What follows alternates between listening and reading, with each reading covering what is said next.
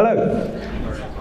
So I'm Jonathan Pollinger. Just a little bit about myself before I get into the content of today's talk. So I'm a social media trainer, been helping mainly small businesses, charities, organisations, even an MP one time with their use of social media. And I've always been fascinated really by using technology for connecting people. I think we live in a very disconnected world, and in many cases technology is actually responsible for that. I'm sure we've all been in restaurants and you kind of like look around, and where you've got a couple that 15 years ago were perhaps looking lovingly in each other's eyes, now they're both on their smartphones, and I find that kind of quite sad. So I'm all about using technology, particularly social media, and now for connecting businesses with their customers, although as I say, a little bit with charities as well, connecting with fundraisers, supporters, and people that are going to donate. Technology is not always used in the right way. There's some sort of technology for technology's sakes, applies to social media, and just yesterday actually I had an example of this, not social media, but a technology for technology's sake, which was a kind of waste of time. I was reading on the way here in a magazine that there's this mug out called a smart mug, and the idea is that you can have a constant temperature for your hot drink. And in the blurb, it described that as a key feature that you could control it from anywhere in the world. What? So you've got like this hot mug in Cardiff, Glasgow, whatever, and you can control its temperature from Hong Kong. So just completely pointless. So back to the focus on today. What I really want to talk about is things that are topical, things that do matter, current social media trends, and some ideas. So I've got like 10 altogether for you that I'm going to go through that will hopefully, if you follow some of them, and I would say definitely if you follow more than half of them, you should have social media success in 2019. So here we go. Here are the 10, and don't worry, there's a lot of words on the screen, but I'm going to go through those individually, but perhaps just to pick up a few. Things like using influencers, back to sort of social media basics, having conversations, growing a community. Video is a huge, great trend. So let's kick off straight into headlines. So who remembers this? Not too many oldies in the audience then, like me. So this is actually from 1986, so 33 years old, and people are still aware of it. People are still talking about it as a sort of like famous Sun headline. So when it comes to social media, I think headlines are really important. Just like Steve was saying, headings are important when it comes to SEO. So headlines for social media too. If you look at this from a traditional old school perspective, Ian Ogilvy of the famous advertising firm says that 80%, you basically lose 80% of people after the headline. So you're only getting 20% of people ever reading the content. So the focus really should be on the headline. So you want to be sort of like doing things like asking questions, trying to generate an emotional response with your headline when it comes to social media posts. And if we sort of look at it from a current context, and whereby you've got as many as 90% of people in the UK now only using mobile devices to access Facebook. So only 10% of people are using devices like the laptop down there. Mobile lends itself to headlines and seeing headlines on a small screen. People are just scrolling down the feed real quick, and you need that sort of punchy is a good word. You need that punchy headline to stand out, to get your content really noticed.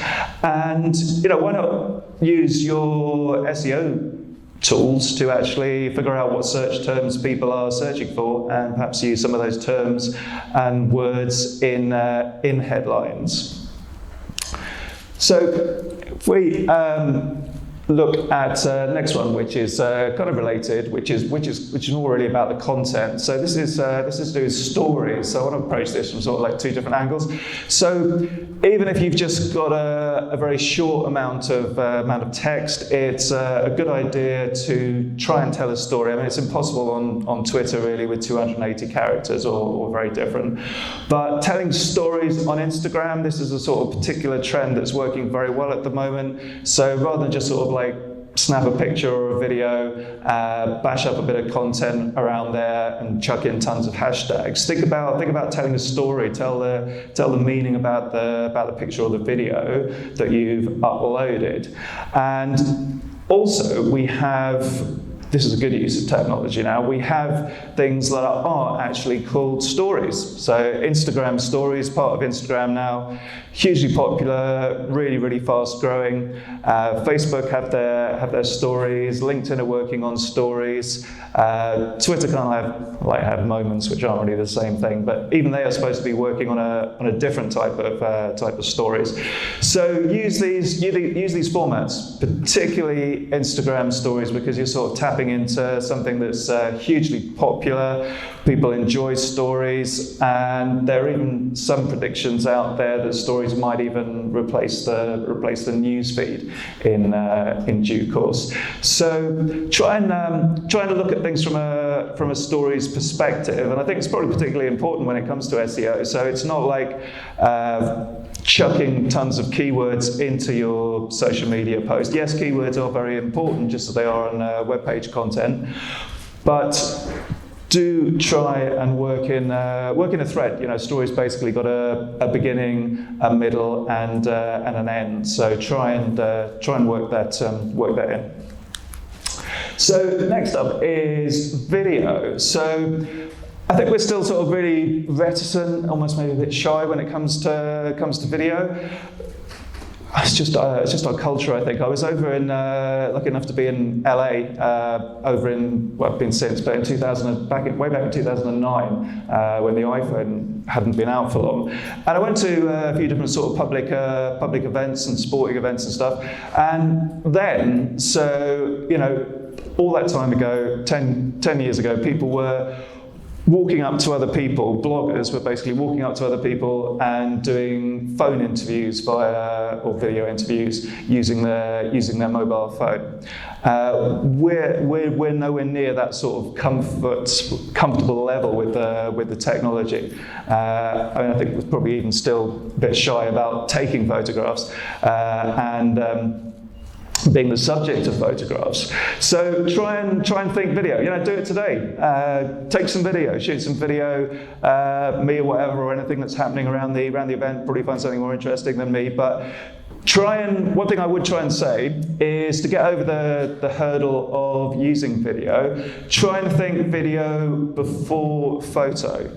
You know, absolutely, I'm sure that even myself, I'm trying to work on this, but 100% of the people in the room here, if you're taking your phone out and you're trying to record something, you're going to be thinking photo first. But try and reverse that mental process and put video first. You know, virtually everything has some sort of like movement to it. So even if it's just a 2 or 3 second video, that can work way better than a photo.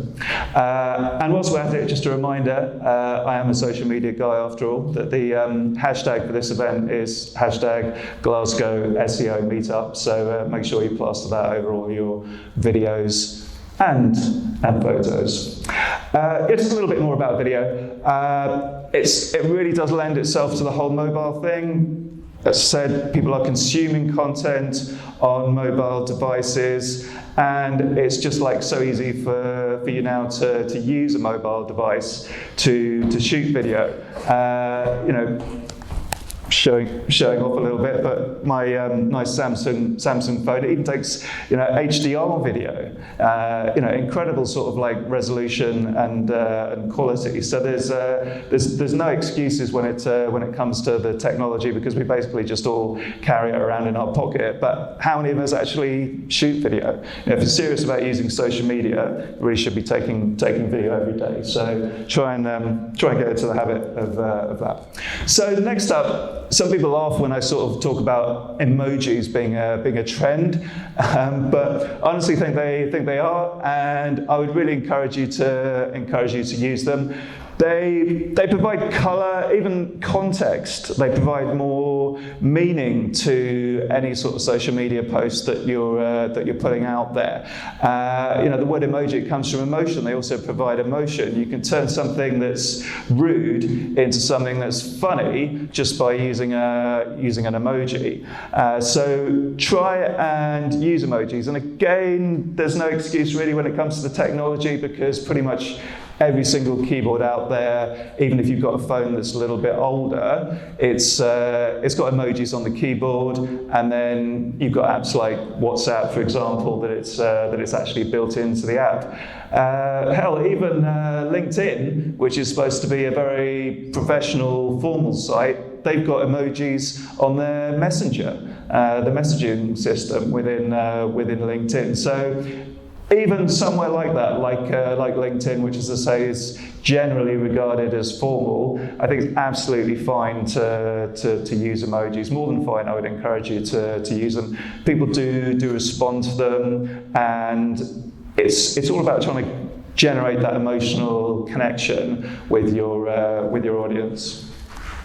So, golden rule. I talk about this a lot when I'm doing social media training, and it's such a simple one, but people don't do it for any number of reasons. Sometimes it's laziness, sometimes it's resources, sometimes it's other priorities. But just get active. If you want to have social media success, you've really got to get out there and do it. So we are talking about posting pretty much every day, unless you're looking at a social network like Pinterest. But if it's any of the others, you've really got to be posting on a very regular basis. And if you're using something like Instagram Stories, people that are having success with Instagram Stories, they're posting multiple times a day, maybe up to even 10 times a day, and some really excellent quality content as well. So try and get active. There are things that can help with this. You can use scheduling tools like Social Pilot, like Buffer, Hootsuite, although I'm not really a fan of Hootsuite. But that can help a little bit, because you can sort of like plan out your content and schedule it to go out at certain times in the future. But don't totally rely on scheduling.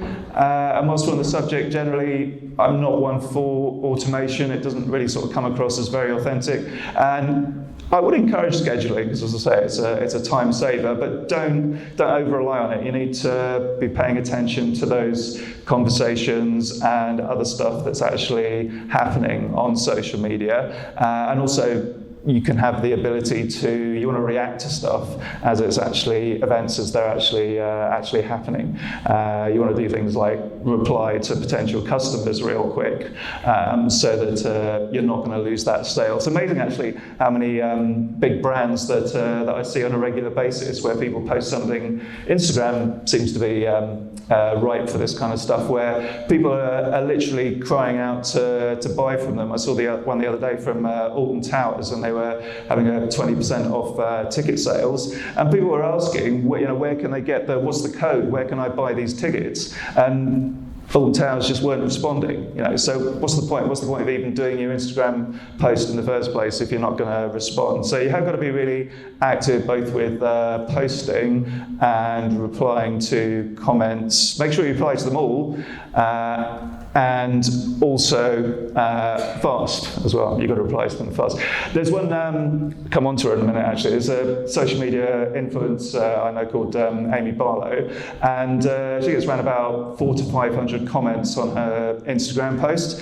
She replies to every single comment. And she was like posting up sometimes 1 or 2, maybe even 3 photos a day, as well as stories. So it can take a huge amount of effort, but back to the title of the talk, if you want that social media success, you've got to get active and put that work in.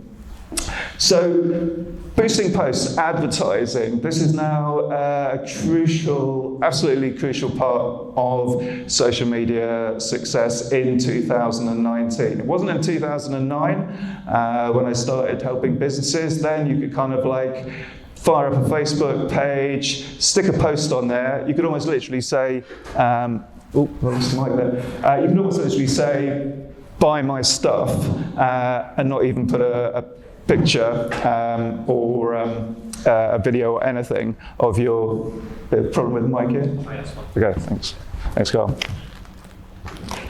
Is that better? Yeah, I think it's better. You can literally just put in block capitals. It was like really shouty and broadcast, and say, buy my stuff on your Facebook page, and people would.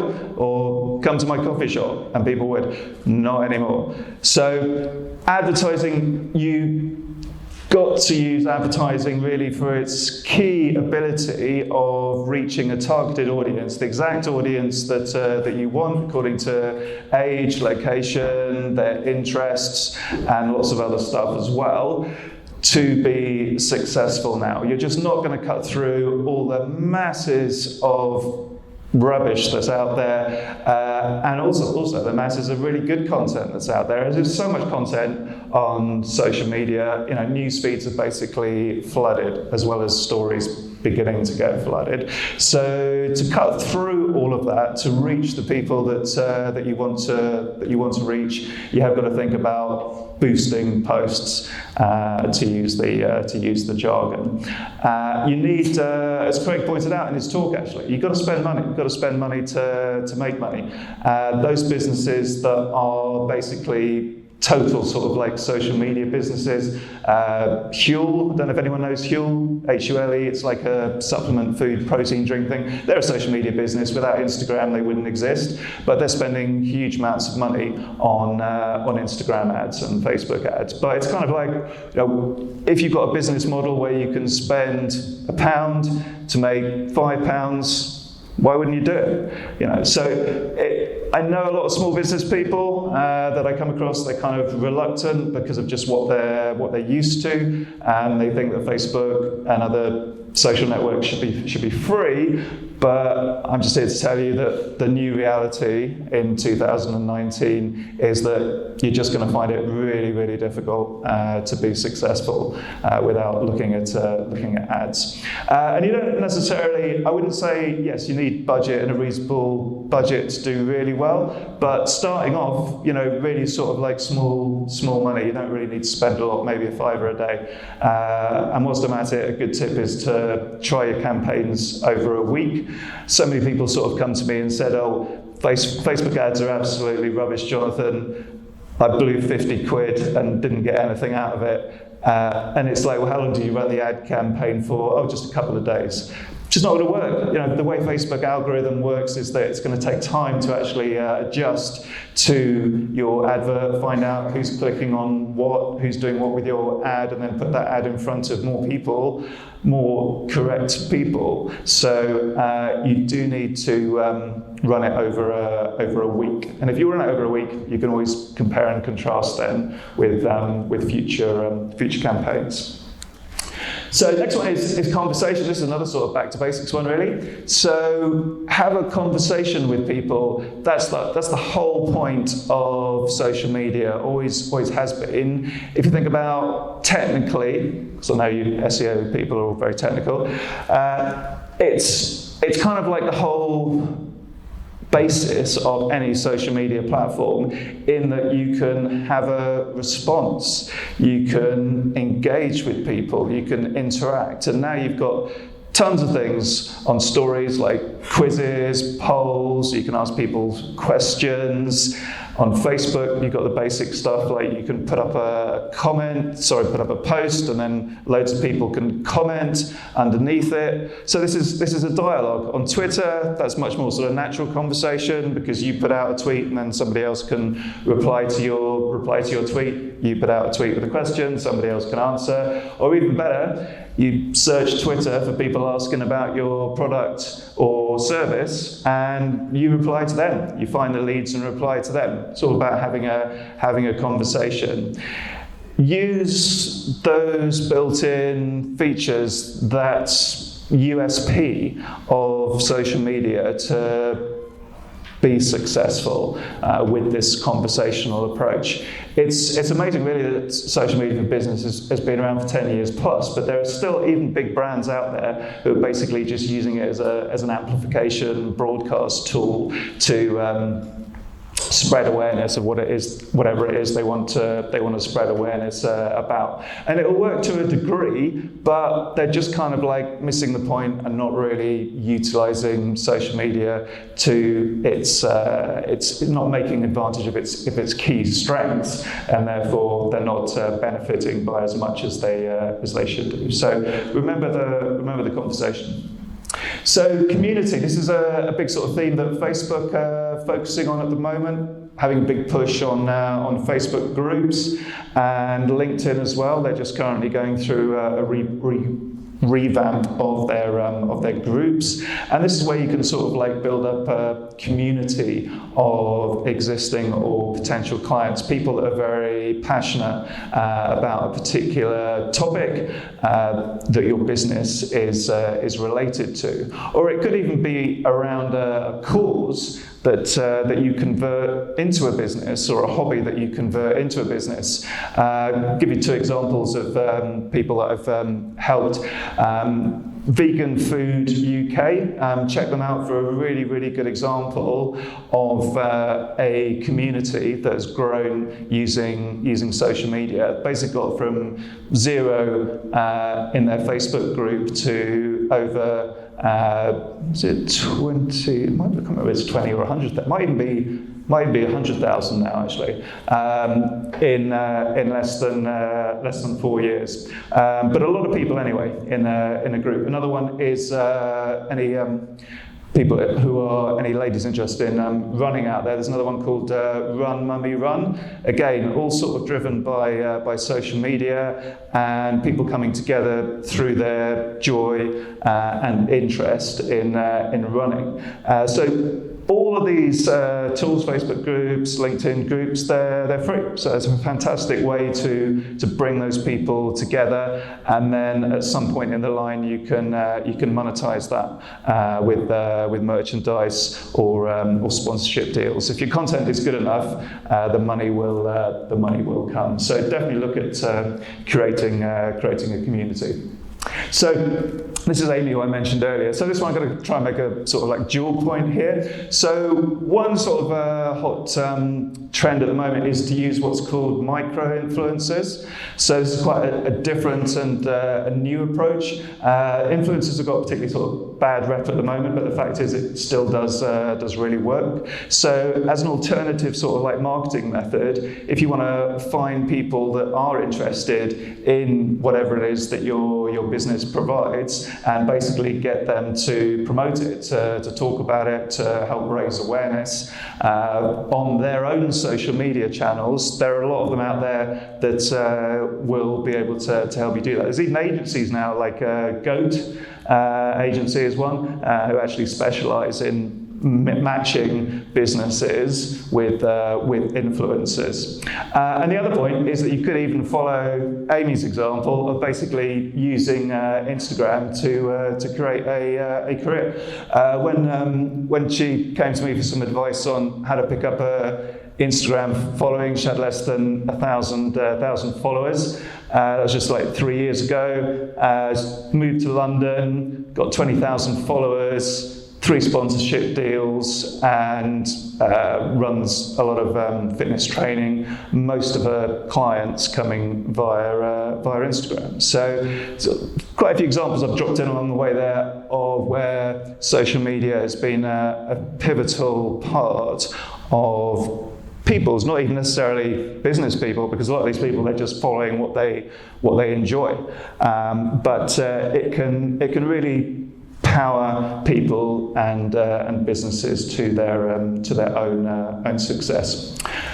And finally, kind of like a sort of, I guess, a scaled up version of a micro-influencer or a small group of influencers working for you is a concept called advocacy. So this works really well if you've got works better if you have got a larger company, but even if you've got like 10 employees or maybe just a little less, but that sort of number of people in your company or organization, get them on board. They've all got social media accounts and they can really help spread the word for you. Quite easy to just sort of like do the numbers. If they've got, my maths is terrible, so that was a bad idea. But if they've got 500 people, which you'd probably expect on average on their social media following, 10 people, multiply that up, that's like an audience of 5,000 people that they can communicate information about your product and service to. So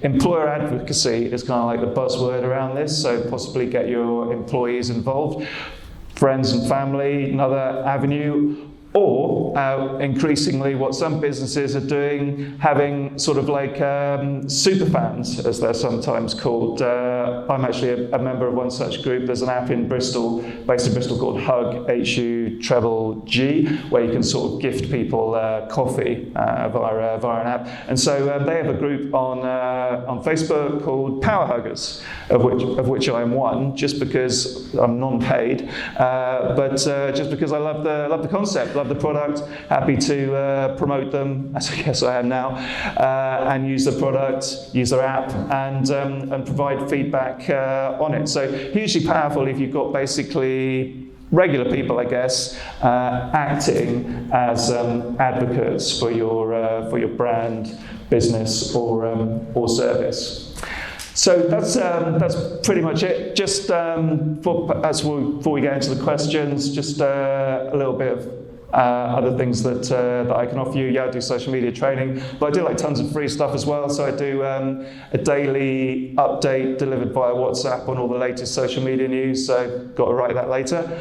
I do generally most days I do a how-to video. So if you've got any sort of thing that you're stuck with on social media and you want to know how to do it, I'll film the video for you, sort of like a screen share video.